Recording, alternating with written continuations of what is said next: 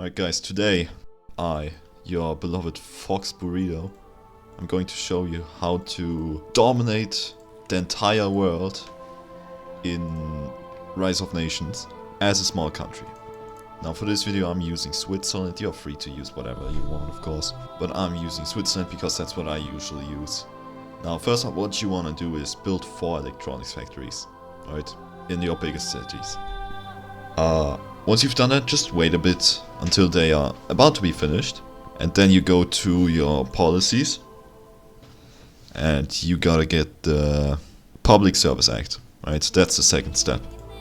Third step, wait until the factories are almost finished, right? So you're seeing they are only halfway done so far. When they are about here, you know, almost done, like 80%, when you reach that point, go to the trades and buy as much copper and gold as you need, right? If you already have enough, amazing, then you don't need to trade. And make sure to only do this once you already, you know, almost have the factories ready, because otherwise you're gonna go bankrupt before you can start selling electronics, and that's just gonna lead to horrible consequences. And then, once you start producing electronics, go in here and just start selling.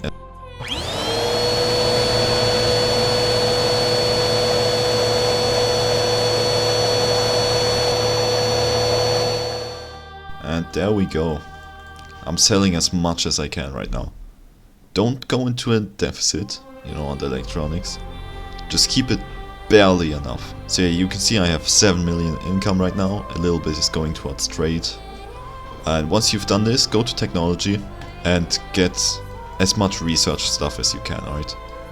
In the, you know, research category. Not infantry, not economy, nothing like that. Just get everything in the research tab, alright?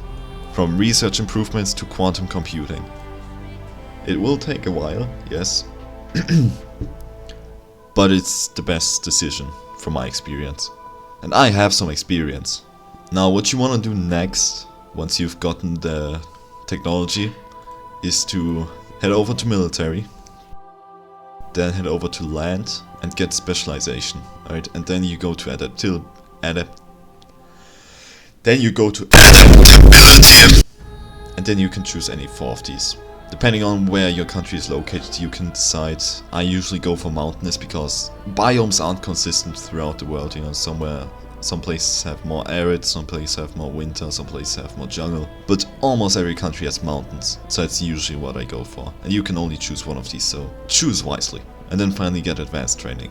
Now this is something you do throughout the game, you know, you don't need to wait until you can do all of these. Next up, build factories for consumer goods, right? So that means 1 steel factory, 1 fertilizer factory, 1 motor factory, and 1 civilian factory. Now if you want, you can build more civilian factories, of course, but it's usually 40 consumer goods is enough, right? Which is the 50, which is the output of 1 factory. Also, you want to go to the electronics tab, you know, in the trades, and cancel trade with 1 country, right? Only 1. So I'm gonna take India right here, and now I'm gaining 5 more electronics, which is necessary because you need electronics for a civilian factory. Now you can see Italy is forming quite an army. Now when you see something like this happening around you, you know, there's a stronger country right next to you building a lot of troops, I recommend you build some troops as well. I personally like to do infantry. Feel free to do whatever you want, of course. Once you're ready, you know, let's say you don't have a super nation right next to you trying to kill you, go to resources/trade, and then just buy whatever resources you need for your consumer factory or all the other factories. So in my case, I need a bunch of stuff. I always like to buy excess because, you know, with the money we're earning, it's pretty easy to just buy a bunch of excess.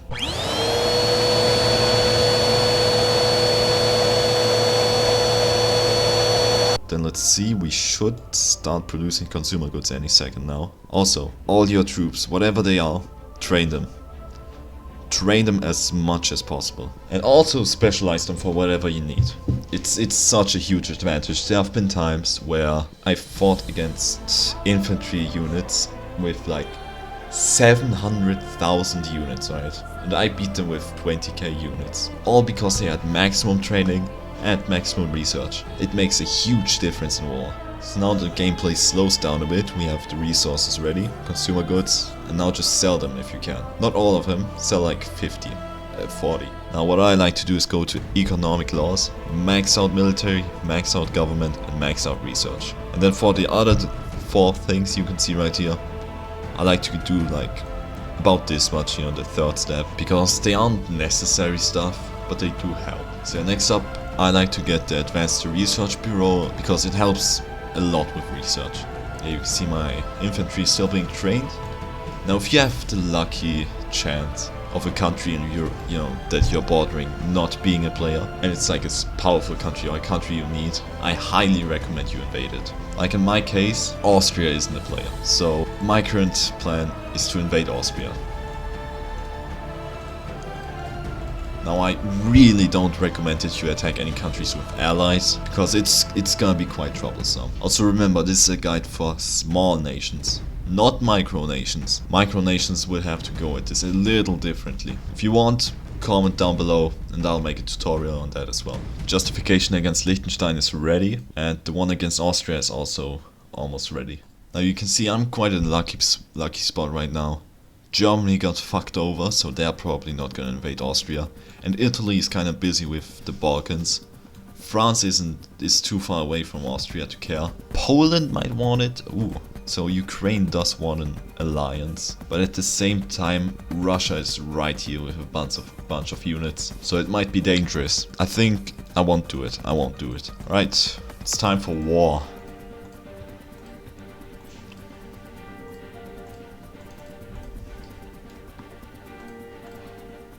Let's go. As you can see, I had 190k units, almost fully trained, and Liechtenstein is gone just like that. Now for Austria, I'm gonna split them in half, so it's a bit quicker, and I know that my troops are strong enough to do it.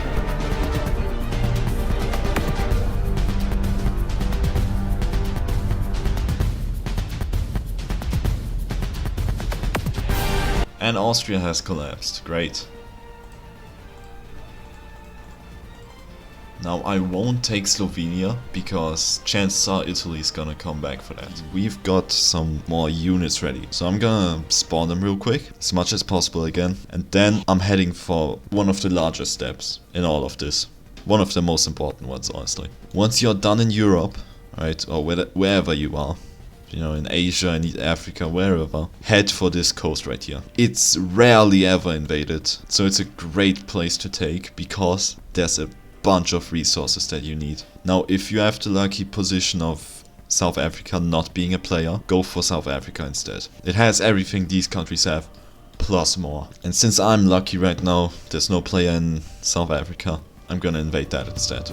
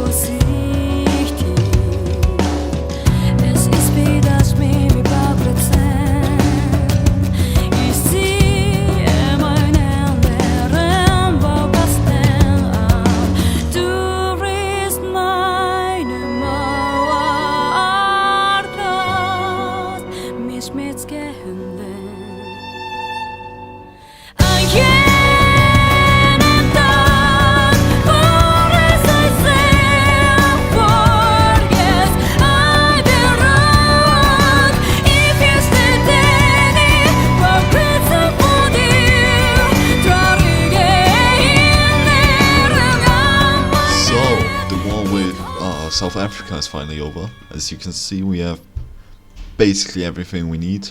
Now, basically the final steps of the game, you know. We have all the basics down. From here on, it's just invade and don't die. So I'm gonna head for this part of Africa right here. And after that, I'm probably gonna do some stuff in Europe.